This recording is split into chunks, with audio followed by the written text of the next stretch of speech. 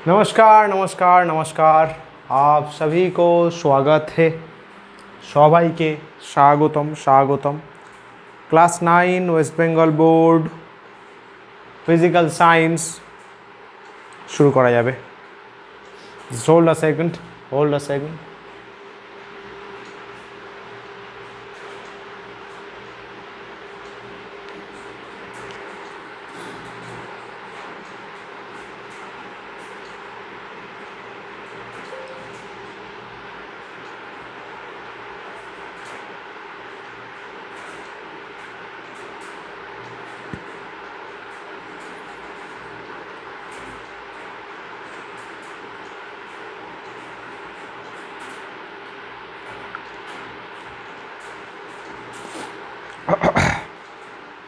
चलो, we will start our session.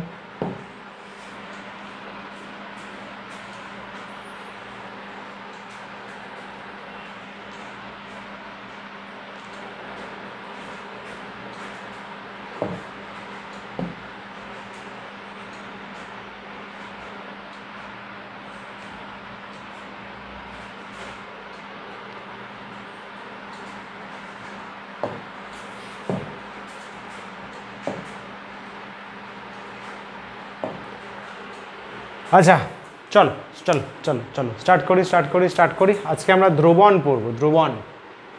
ধ্রুবন lecture 2। ধ্রুবনের lecture 1 হয়ে গেছে। লেকচার 1 প্রিভিয়াস ক্লাসে ডিসকাস হয়েছে, ঠিক না? আজকে হবে ধ্রুবনের লেকচার 2 বস। লেকচার 2।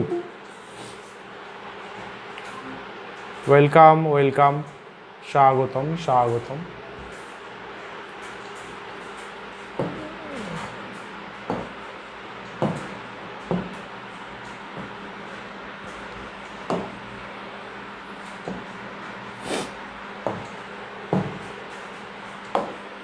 আচ্ছা, ধ্রুবনের লেকচার 1 হয়েছিল তো? বল রে। Hello,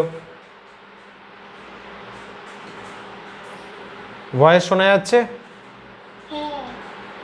good. স্ক্রিন আসছে তো? বল। লেকচার 1 হয়েছিল তো? গুড। চলো লেকচার 2 করব। লেকচার 2 করলে ধ্রুবন কিন্তু আমাদের ডান হয়ে যাবে। ডান। তারপরে একদিন এসে পুরো নোটসগুলো নিয়ে যাস, ঠিক আছে? অলরাইট, চল। Motivation: be happy with what you have, be excited about what you want, don't be greedy, don't be egoistic. আজকের মোটিভেশন। চলো বস। লেকচার 2তে লেকচার 1-এ ধ্রুবনের বেসিক্স ছিল। ধ্রুবনের বিভিন্ন ভাগ বলা হয়েছিল। ধ্রুবনের বিভিন্ন ভাগ টাইপস ডিসকাস করা হয়েছিল। ভালো কথা। আজকে হচ্ছে ধ্রুবনের ক্ষমতা বোঝাবো আমরা। ধ্রুবনের স্ট্রেংথ কিভাবে বোঝানো যায়, তার সাথে কিছু কোয়েশ্চেন্স থাকবে, কিছু নিউমেরিক্যালস থাকবে, অঙ্ক করব আমরা। চলো শুরু করা যাক আস্তে। ধ্রুবনের শক্তি বা ক্ষমতা কতটা পাওয়ারফুল, যে দ্রবণটা আমরা নিচ্ছি সেই দ্রবণটা কতটা স্ট্রং বা কতটা পাওয়ারফুল, সেটা যে ভৌত রাশি বা যে ফিজিক্যাল কোয়ান্টিটি দিয়ে ডিফাইন হয়, বোঝানো যায়, তাদের 4টে মোটামুটি আমাদের পড়তে হবে। আরও অনেক আছে আমাদের সিলেবাসে 4টে পড়তে হবে। শতকরা মাত্রা, percentage measurement, molarity, gram per litre, আর তার সাথে PPM, parts per million. Sir আর কি আছে স্যার? আরও যদি জানতে চাস বলতে পারি মোলালিটি বলে একটা আছে। স্যার আর কিছু আছে? অবশ্যই আছে। নর্মালিটি আছে। পিপিএম এর বড় ভাই পিপিবি আছে। পিপিবি মানে পার্টস পার বিলিয়ন, ঠিক আছে? মিলিয়ন মানে হচ্ছে 10⁶, 10 পাওয়ারে 6। এই হলো খেলা। শতকরা মাত্রা, molarity, gram per litre are parts per million, এই 4টে আমাদের ভালো করে পড়তে হবে। এতটুকু পরিষ্কার একদম? বল। গুড, ভেরি গুড, শাবাশ। নেক্সট, শতকরা মাত্রা কিভাবে লেখা হয় দেখ, W/V, wait by volume. W/V মানে ওয়েট বাই ভলিউম, ওজন বাই আয়তন। সংজ্ঞা কি বলছে? সংজ্ঞা কি বলছে? কোনো নির্দিষ্ট উষ্ণতায়, খেয়াল করবি নির্দিষ্ট উষ্ণতা কথাটা অলওয়েজ দেয়া থাকে। নির্দিষ্ট উষ্ণতায় 100 ml, খুব ইম্পর্ট্যান্ট। অনেকে ভুল করে লিটার লিখে দেয়, অনেকে ভুল করে 100 লিটার লিখে দেয়। That's a mistake, that's a mistake. 100 millilitre আয়তনের দ্রবণ নেব, দ্রবণ নেব, দ্রবণ 100 ml এর দ্রবণ নেব। সেখানে যত গ্রাম দ্রাব, দ্রাব মানে নিশ্চয়ই মনে আছে সলিউট, জলের মধ্যে চিনি, চিনিটা হচ্ছে দ্রাব। জলটাকে কি বলে রে? জলটাকে দ্রবণ বলে? দ্রাবক। জল চিনি দুজনকে একসাথে দ্রবণ বলে, জলকে দ্রাব বা সলভেন্ট বলে, চিনিটাকে দ্রাবক বা সলভেন্ট বলে, চিনিটাকে দ্রাব বা সলিউট বলে। তো 100 ml দ্রবণ নেব, 100 ml দ্রবণ নেব, তার মধ্যে যত গ্রাম দ্রাব, যত গ্রাম দ্রাব, খেয়াল করবি কিন্তু 100 ml দ্রবণ বলা আছে, যত গ্রাম দ্রাব আমি গুলবো তাকে বলবো সেই গ্রাম সংখ্যাকে ওই উষ্ণতায় ওই দ্রবণের পার্সেন্টেজ মেজারমেন্ট, শতকরা মাত্রা। W/V দিয়ে বোঝানো হয়। যেমন 30 ডিগ্রি সেলসিয়াস উষ্ণতায় 20% NaOH বলছে, পার্সেন্টেজ আছে, পার্সেন্টেজ আছে। তার মানে বুঝতে হবে 30 ডিগ্রি সেলসিয়াস উষ্ণতায় 100 ml দ্রবণ নিয়েছি, 30 ডিগ্রি সেলসিয়াস উষ্ণতায় 100 ml দ্রবণ নিয়েছি। সেই 100 ml দ্রবণে বস 20 গ্রাম NaOH গোলা রয়েছে। এতটুকু পরিষ্কার একদম জলের মতো। এগোই। 20% NaOH মানে 100 মিলিলিটার দ্রবণে 20 গ্রাম দ্রাব আছে, 20 গ্রাম NaOH আছে। মন দিয়ে শুনতে হবে, ভালো করে শুনতে হবে, সব জিনিস পরিষ্কার বোঝা যাবে। চলো নেক্সট, চলো নেক্সট, গেলাম। 1 2 3 গো। মোলারিটি, মোল পার লিটার লেখা আছে পাশে, মোলারিটি, মোল পার লিটার, মোলারিটি, মোল পার লিটার। কি বলছে, কি বলা হচ্ছে সংজ্ঞাতে? নাইস, নির্দিষ্ট উষ্ণতা। খেয়াল কর এখানে লিটার আছে, মানে তোকে 1 লিটার দ্রবণ নিতে হবে। 1 লিটার দ্রবণে যত গ্রাম অণু, মোল চ্যাপ্টার যারা ভালো করে পড়েছো তারা জানো গ্রাম অণু মানে মোলকে বোঝানো হয়। যত গ্রাম অণু বা যত মোল দ্রাব দ্রবীভূত থাকবে তাকে বলা হবে দ্রবণের মোলারিটি। স্যার আরেকবার বলুন। 1 লিটার দ্রবণ নিবি, তার মধ্যে ধরে নে x মোল, 1 লিটার দ্রবণ, 1 লিটার জলের বোতল হয়, অতটা দ্রবণ, দ্রবণ নিবি, দ্রাবক না, দ্রবণ নিবি। ওই দ্রবণে x মোল দ্রাব যুক্ত করেছিস, তাহলে ওই দ্রবণের মোলারিটি x মোল পার লিটার। সিম্পল। এক্সাম্পল কি? নির্দিষ্ট উষ্ণতায় 1 লিটার দ্রবণে 2 গ্রাম অণু বা 2 মোল NaOH দ্রবীভূত আছে। তার মানে NaOH এর ওই দ্রবণে ওই উষ্ণতায় শক্তিমাত্রা 2 মোল পার লিটার বা মোলারিটি 2 মোল। এইভাবেও লেখা হয়, এইভাবেও লেখা হয়। শক্তিমাত্রা ইকুয়ালস টু 2 মোলার। মোলার মানে মোলারিটি, মোলার মানে 2 মোল পার লিটার। 1 লিটার দ্রবণে 2 মোল দ্রাব দ্রবীভূত আছে। ক্লিয়ার?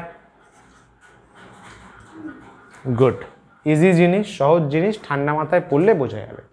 আচ্ছা, যেগুলো আমি বোর্ডসে লিখছি, নোটস পেলে নোটসে পিডিএফ দেখে অবশ্যই লিখে নেবে। নেক্সট, তাহলে প্রথমটা হলো 100 ml যত গ্রাম দ্রাব, তারপরেরটা 1 লিটার যত মোল দ্রাব। নেক্সট, গ্রাম পার লিটার, আগেরটা ছিল মোল পার লিটার, গ্রাম পার লিটার কি বলছে? আবার নির্দিষ্ট উষ্ণতায় 1 লিটার নিবি বা 1000 ml, 1 লিটার মানে 1000 ml। এবার গ্রাম গুলবি, যত গ্রাম দ্রাব তুই গুলতে পারবি ওই উষ্ণতায় ওই দ্রবণটাকে, দ্রবণের শক্তিমাত্রা হবে গ্রাম পার লিটারে। মানে স্যার 1 লিটার দ্রবণ নেব, তার মধ্যে x গ্রাম আমি দ্রাব গুলতে পারলাম, তার মধ্যে x গ্রাম দ্রাব গুলতে পারলাম, x গ্রাম, তাহলে আমি বলবো ওর শক্তিমাত্রা হবে গ্রাম পার লিটার, x গ্রাম পার লিটার। নির্দিষ্ট উষ্ণতায় 1 লিটার দ্রবণে 35 গ্রাম NaOH আছে। নির্দিষ্ট উষ্ণতায় 1 লিটার দ্রবণে 35 গ্রাম NaOH আছে। তাহলে কি বলবো? প্রতি লিটারে 35 গ্রাম বা গ্রাম পার লিটার বা দ্রবণের শক্তিমাত্রা, 1 লিটার দ্রবণে 35 গ্রাম NaOH, তাহলে দ্রবণের শক্তিমাত্রা 35 গ্রাম পার লিটার। প্রতি লিটারে 35 গ্রাম বা 35 গ্রাম পার লিটার দ্রবণের শক্তিমাত্রা। ক্লিয়ার হলো? বোঝা গেল স্পষ্টভাবে? কোনো প্রশ্ন জিজ্ঞাস্য? চলো চলো বস, নেক্সট নেক্সট নেক্সট গেলাম। আচ্ছা, দ্রবণের সংজ্ঞায় স্যার পিপিএমটা তো বললে না, পিপিএমটা কি এখানে আছে? একবার দেখে নি। আচ্ছা, পিপিএমটা নেই, একবার তাও চেক করে নিই। পিপিএমটা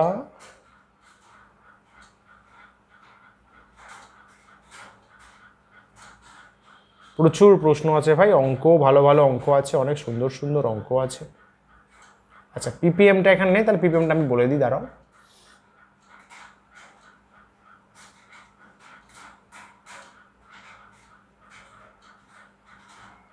চলো,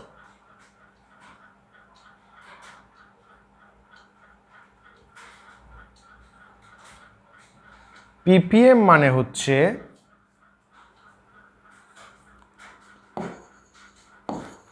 পিপিএম মানে কি বললাম?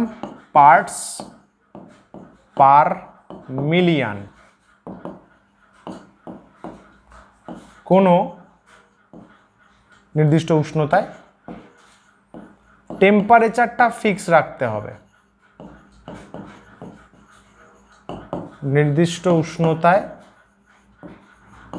কোনো দ্রবণের 10⁶ অংশে, পার্টস কিন্তু কোনো স্যার লিটার নয়, মিলিলিটার নয়, না, পার্টস, এত অংশে যত অংশ ম্যাথসে পড়েছ, অংশ, যত অংশ দ্রাব থাকে, ওই জন্য ইংলিশটা দেখ কি বলছে, পার্টস পার মিলিয়ন, তাকে ওই উষ্ণতায়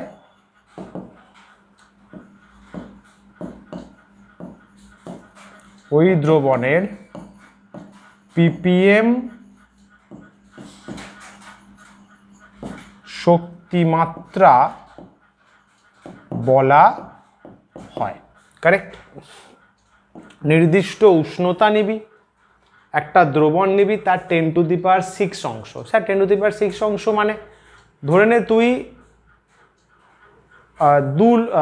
2 কোটি লিটারে নিয়েছিস, কথার কথা 2 কোটি লিটার, তার 10⁶ অংশ নিবি।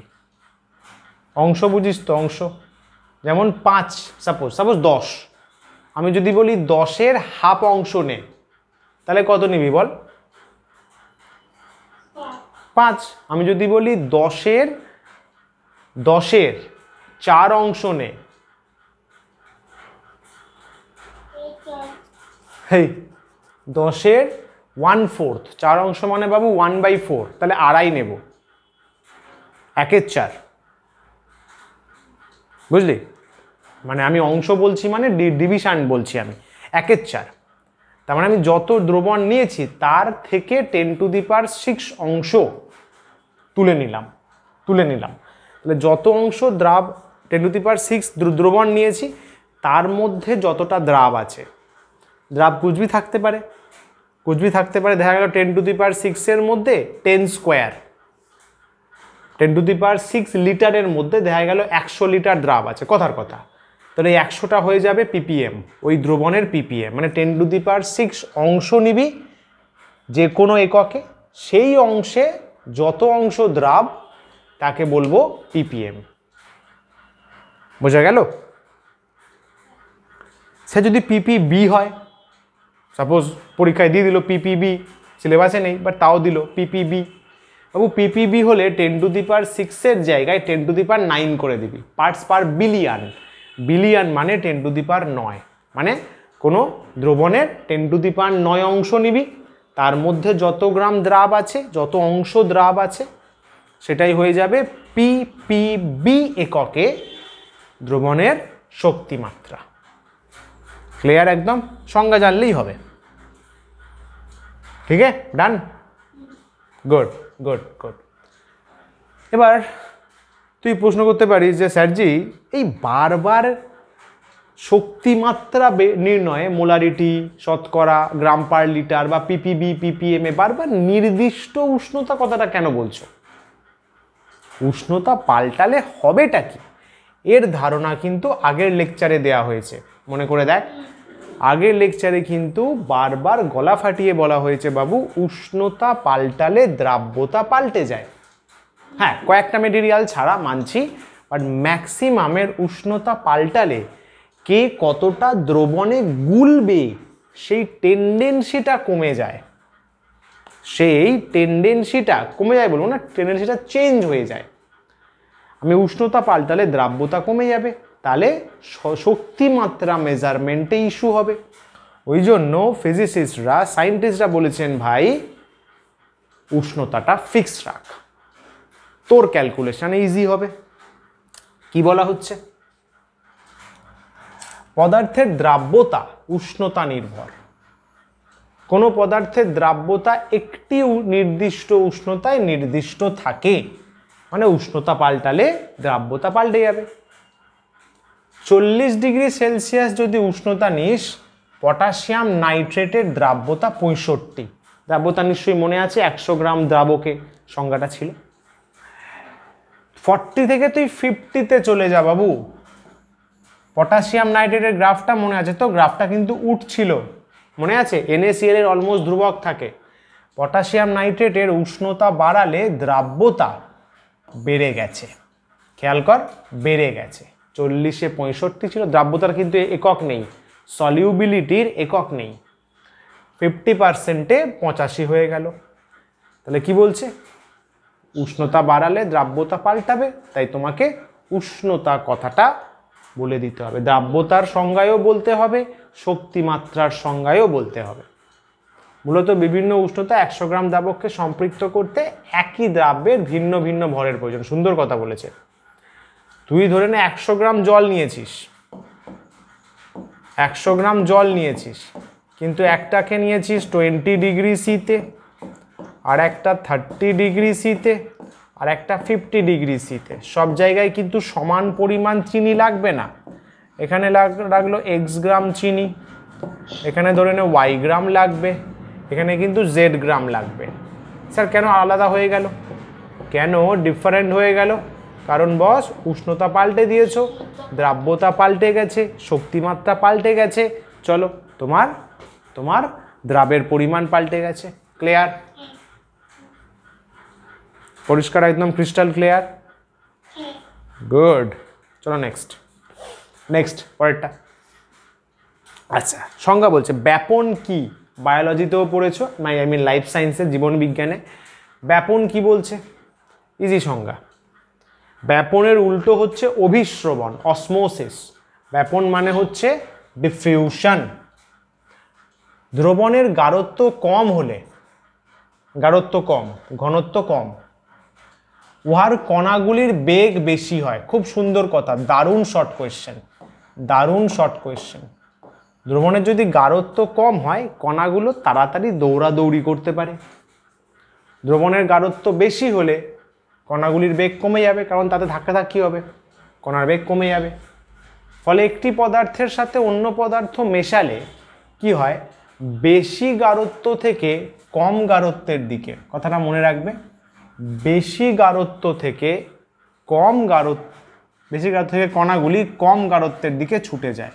বেশি গাঢ়ত্ব থেকে কম গাঢ়ত্ব, যেখানে বেশি গাঢ়ত্ব সেখান থেকে কম গাঢ়ত্বে চলে গেল। তো তোর যদি বেশি টাকা থাকে তুই বেশি টাকাটা খরচা করতে পারবি, মানে বেশি থেকে তুই ইউটিলাইজ করতে পারবি।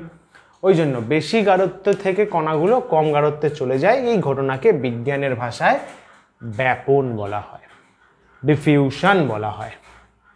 এই ব্যাপনের ফলে কি হয়, একটা সময় পরে কি দেখবি, দ্রবণের গাঢ়ত্ব সেম হয়ে গেছে। কারেক্ট, দ্রবণের গাঢ়ত্ব একটা সময় পরে, নির্দিষ্ট সময় পরে সেম হয়ে যাবে, কারণ বেশি থেকে কম গাঢ়ত্বে যেতে যেতে যেতে যেতে যেতে যেতে একটা সময় গাঢ়ত্ব বন্ধ হয়ে যাবে। Fantastic, good. চলো নেক্সট।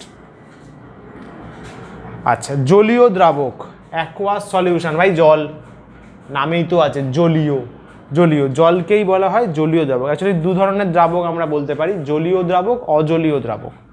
কি বলছে দেখো, জল, জলীয় দ্রাবক মানেই জল, অ্যাকুয়াস, অ্যাকুয়াস। জলকে কিন্তু আবার মনে রাখবে সার্বজনীন দ্রাবকও বলা হয়।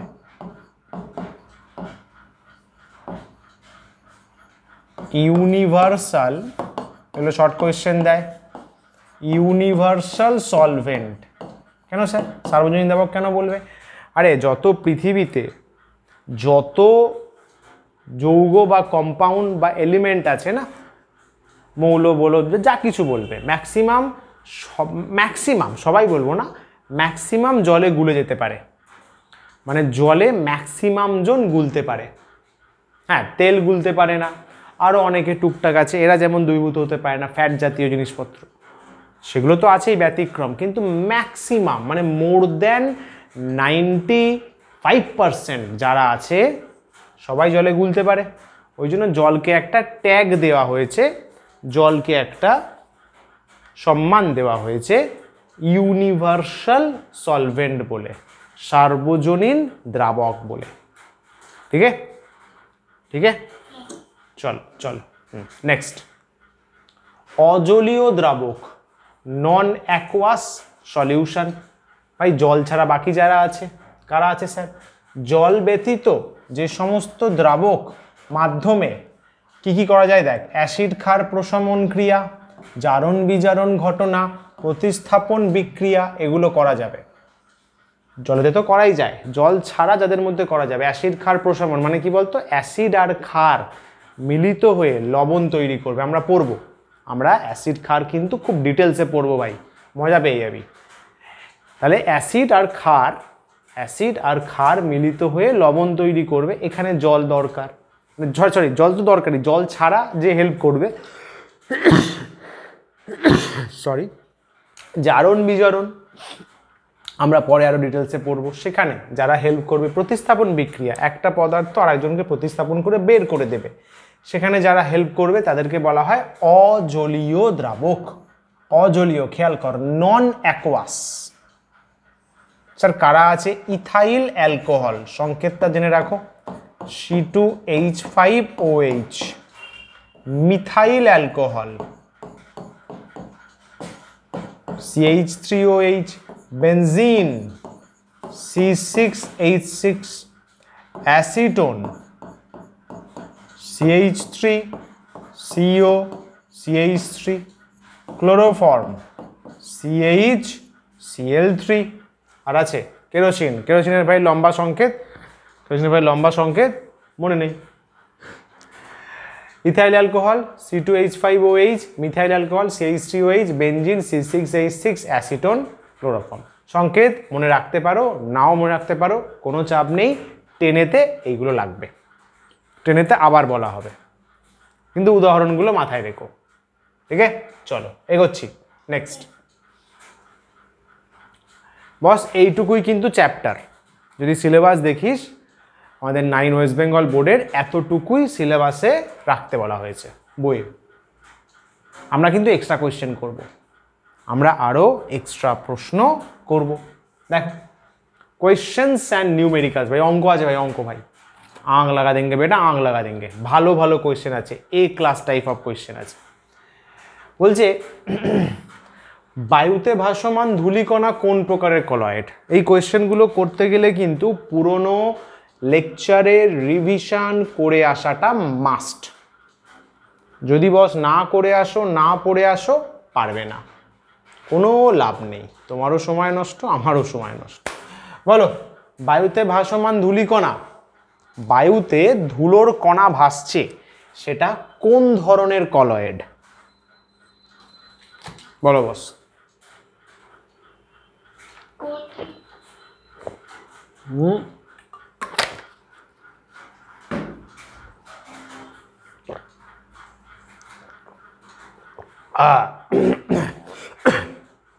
বায়ুতে ভাসমান ধূলিকণা হচ্ছে কঠিন এরোসল, কঠিন এরোসল। পুরো এরোসলের চার্ট দিয়েছিলাম, মনে করে দেখ, মানে কলয়েডের পুরো চার্ট ছিল, মনে আছে? পুরো চার্ট ছিল লেকচার 1-এ, সব ডিটেলসে লেখা আছে, ভালো করে ওটা পড়তে হবে, কঠিন এরোসল। নেক্সট, আচ্ছা এটা একটু লম্বা প্রশ্ন আছে। কলয়েডীয় সালফার, আমরা কলয়েড পড়েছি, কলয়েড প্রলম্বন, তাই না? কলয়েড, কলয়েডীয় সালফার কিভাবে বানাবো? এছাড়া সোডিয়াম থায়োসালফেট থেকে, দারুণ প্রশ্ন কিন্তু, যদি কঠিন প্রশ্ন দেয় স্কুলে এগুলো খুব দিতে পারে। সোডিয়াম থায়োসালফেট, বস সোডিয়াম থায়োসালফেট থেকে কলয়েডীয় সালফার, মানে কলয়েডের মধ্যে সালফার কণা থাকবে, বানাবো কি করে? শিখে নাও, শিখে নাও। কি বলছে? নাইস। সোডিয়াম থায়োসালফেটের সাথে লঘু হাইড্রোক্লোরিক অ্যাসিড মেশাবে, অথবা লঘু সালফিউরিক অ্যাসিড মেশাবে। স্যার সোডিয়াম থায়োসালফেটটা কি? বাবু সোডিয়াম থায়োসালফেট হচ্ছে সোডিয়াম সালফার অক্সিজেনের একটা যৌগ। কি বললাম? সোডিয়াম থায়োসালফেট সোডিয়াম সালফার অক্সিজেনের একটা যৌগ। তার সংকেত কি হয়? সংকেত কি হয়? Na2H2O3, Na2H2O3, sodium thiosulphate. এর সাথে যদি 2 অণু লঘু হাইড্রোক্লোরিক অ্যাসিড অথবা 1 অণু সালফিউরিক অ্যাসিড মিশিয়ে দেওয়া হয়, তাহলে কি তৈরি হবে? NaCl, S sulphur, sulphur dioxide H2O, sulphuric acid মেশালে sodium sulphate, sulphur, sulphur dioxide, জল। এই যে সালফারটা তৈরি হলো, তুমি ধরো অনেকক্ষণ ধরে রিয়াকশানটা করছো, মানে সোডিয়াম থায়োসালফেটের মধ্যে HCl লঘু হাইড্রোক্লোরিক অ্যাসিড বা লঘু সালফিউরিক অ্যাসিড তুমি মিশিয়ে চলেছো, তুমি রিয়াকশানটা অনেকক্ষণ ধরে করছো, তার ফলে বস এই যে সালফারটা আছে এ তো জমতে থাকবে, এ তো দ্রবণে তৈরি হতে থাকবে, তাই না? তাহলে অনেকক্ষণ করার পরে একটা নির্দিষ্ট গাঢ়ত্বে সালফার পৌঁছালে, সালফার এমনি ভারী হয় নর্মালি সালফার কণাগুলো না নিচে থিতিয়ে পড়ে। আমরা যখন রিয়াকশান করি সালফার নর্মালি বলছি কিন্তু নিচে থিতিয়ে পড়ে, কিন্তু যখন এত পরিমাণ সালফার হয়ে যাবে সালফার কণাগুলো নিচে আর অধক্ষিপ্ত হতে পারবে না, তখন ওরা দ্রবণের মধ্যে ঘুরে বেড়াবে। আর বস দ্রবণের মধ্যে ঘুরে বেড়াবে মানেই ইতস্ততভাবে ভেসে বেড়াবে, কলয়েড তৈরি হবে, কলয়েড তৈরি হবে। ক্লিয়ার হলো? বোঝা গেল? এই বিক্রিয়াটাকে ক্লক রিয়াকশন নামেও অনেক বইতে লেখা থাকে, জেনে রাখো। ক্লক রিয়াকশন জয়েন্টে ফাইন্টে জিজ্ঞাসা করে অনেক সময়। ঠিক আছে। সোডিয়াম থায়োসালফেটের সাথে HCl, সোডিয়াম থায়োসালফেটের সাথে লঘু সালফিউরিক অ্যাসিড, সালফার কণা তৈরি হবে। অনেকক্ষণ ধরে বিক্রিয়া করলে সালফারটা কি হবে, নির্দিষ্ট সীমা ক্রস করে গেলে আর অধক্ষিপ্ত হতে পারবে না, দ্রবণের মধ্যে ইতস্তত বিক্ষিপ্তভাবে ঘুরে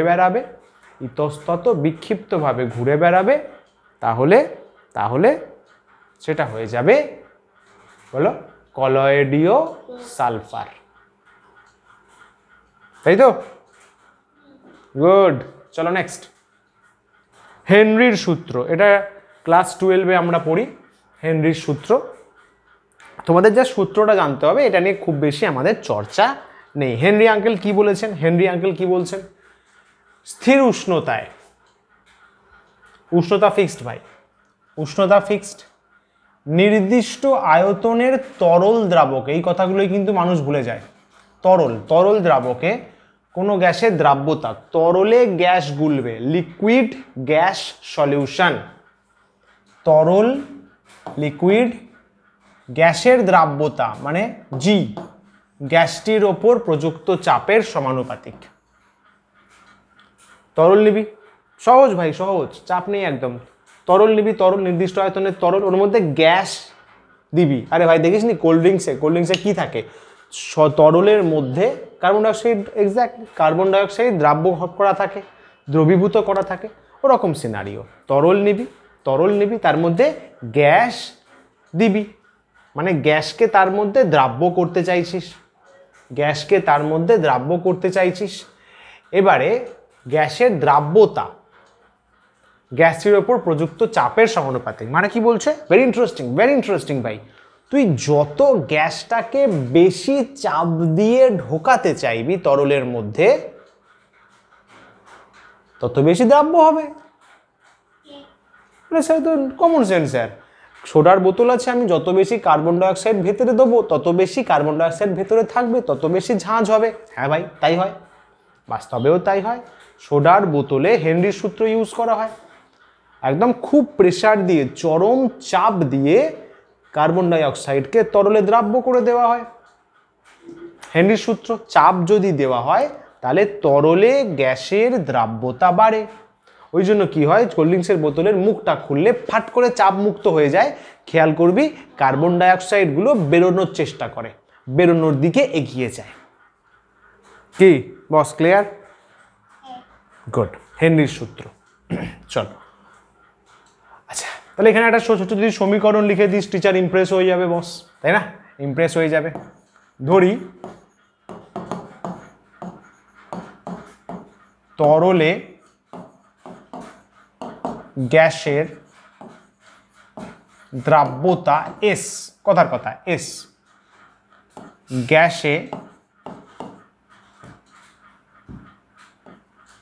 গ্যাসে প্রযুক্ত চাপ ধরে নে পি, তাহলে কি বলবো? হেনরির সূত্রানুসারে, হেনরি আঙ্কেল কি বলছেন? যা, সূত্রানুসারে হেনরি আঙ্কেল কি বলছেন বল?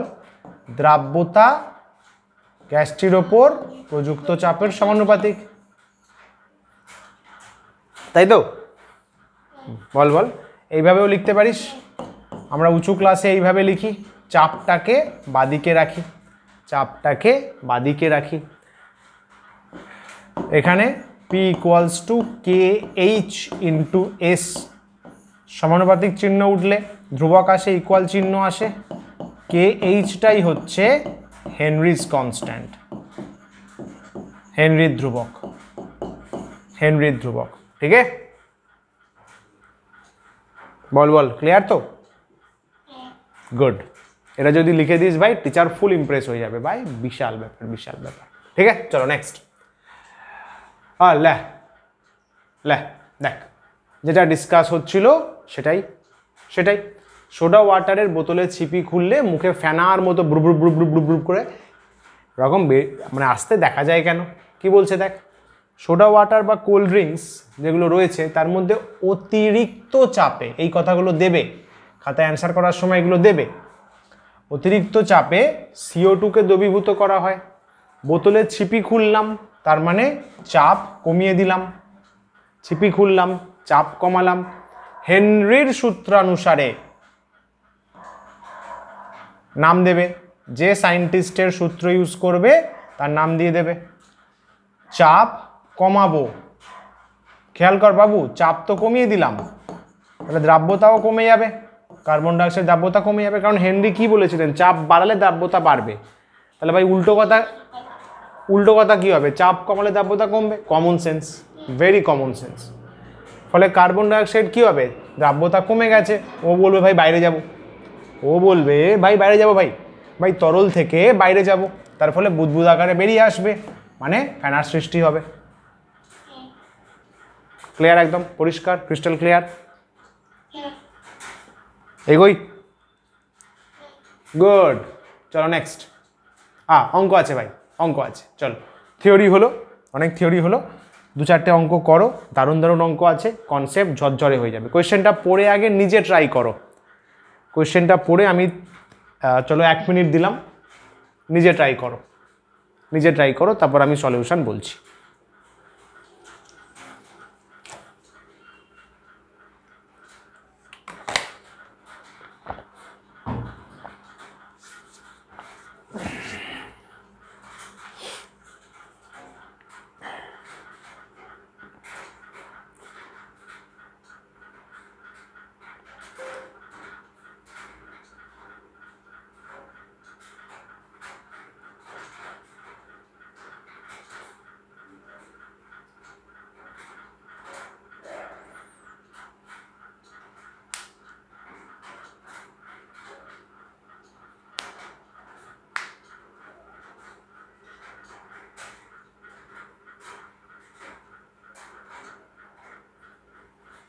বলো বস।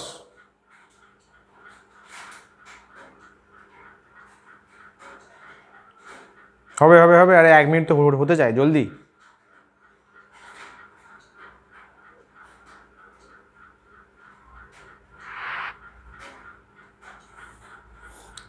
ডান।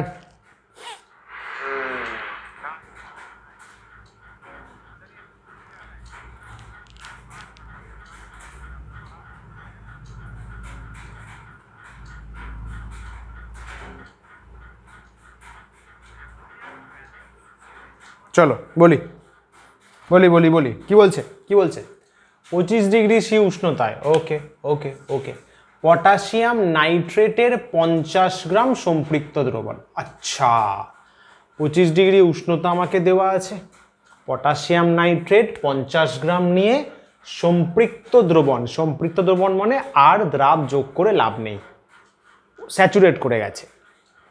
সম্পৃক্ত দ্রবণকে বাষ্পীভূত করলাম, ওকে,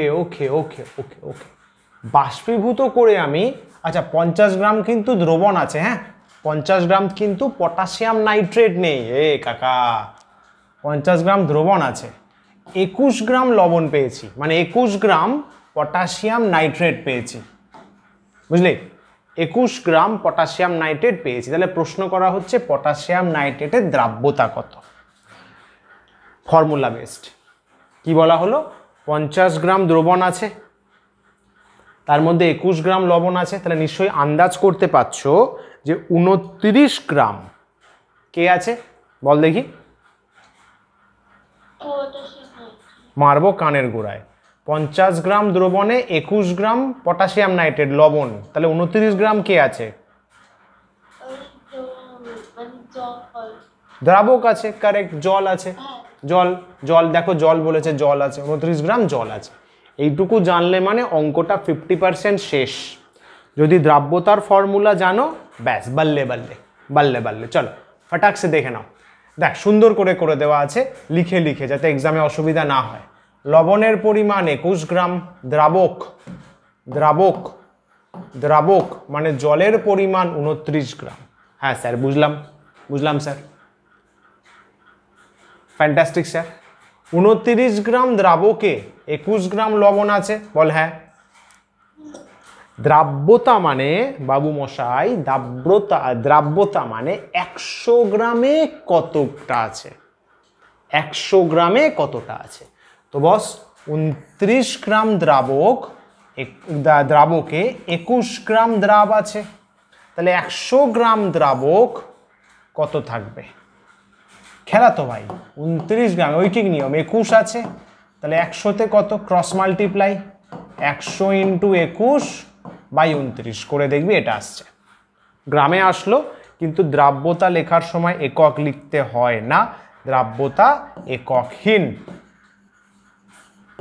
এগুলো না দেখে মিনিমাম 3-4 বার করে প্র্যাকটিস করবে উইকে, পুরো ইজি হয়ে যাবে, একদম জল ভাত, এক্সামের সব অঙ্ক পারবে, ট্রাস্ট মি। এগোই, ক্লিয়ার? চলো নেক্সট। চমৎকার প্রশ্ন, সময় দিলাম 1 মিনিট, ট্রাই করো।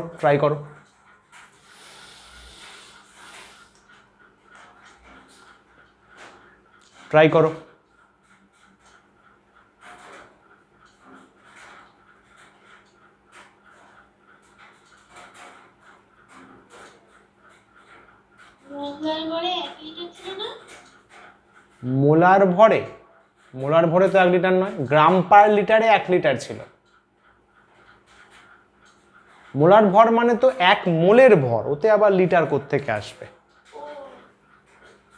মোলার ভর, আণবিক ভর যেটা, মোলার ভর 40 গ্রাম মানে this is nothing but 40 gram per mole. Molar ভর তো মোল চ্যাপ্টারে ছিল।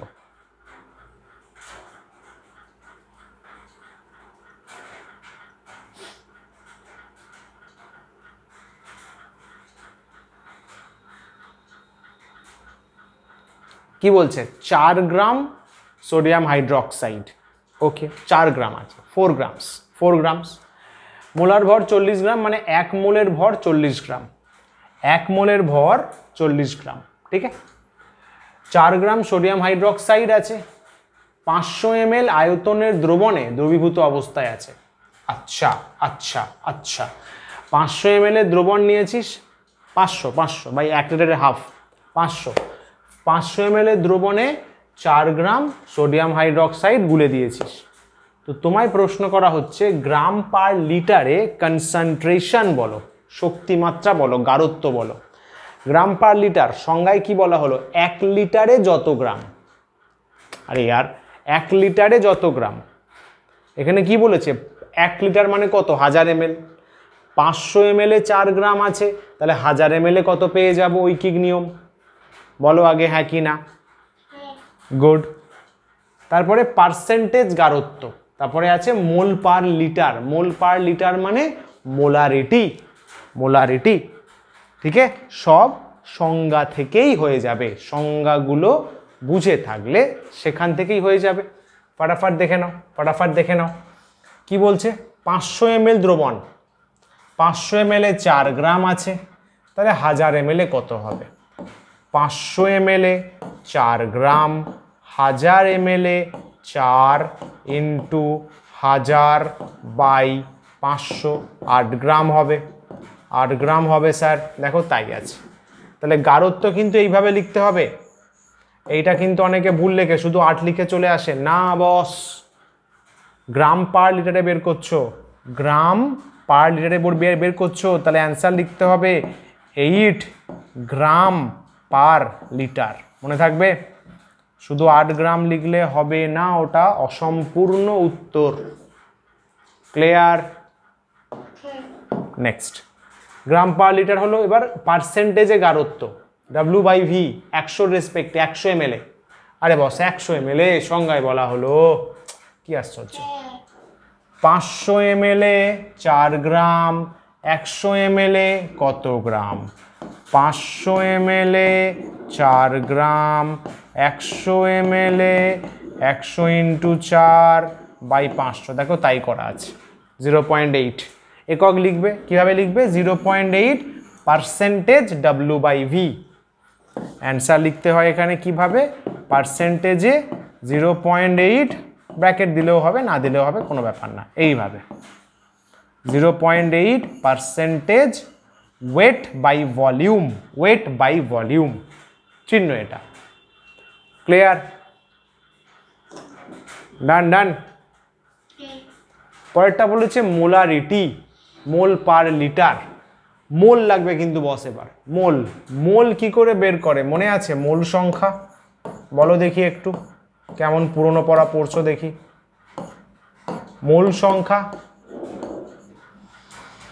শেখানো হয়েছিল, অঙ্ক হয়েছিল, W/M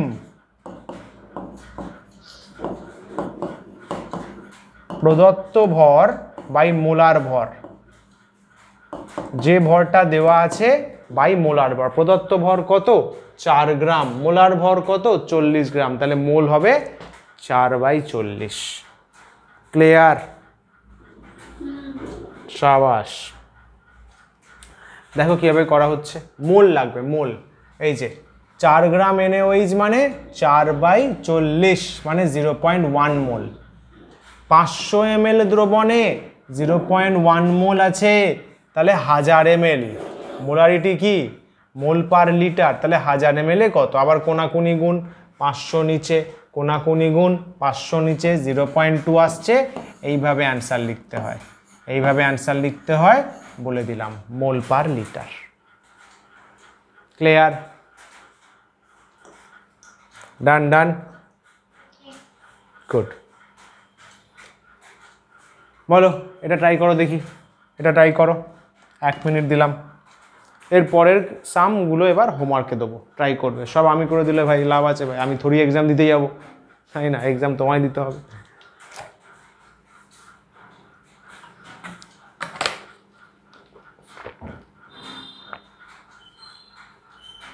करो बॉस करो।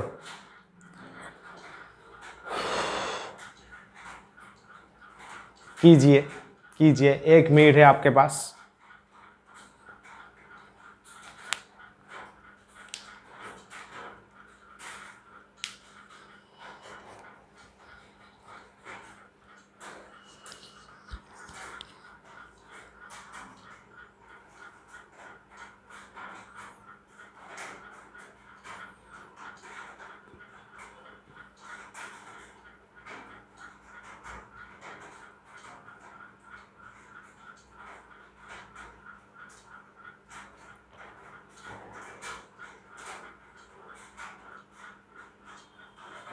बोलो बॉस बोलो।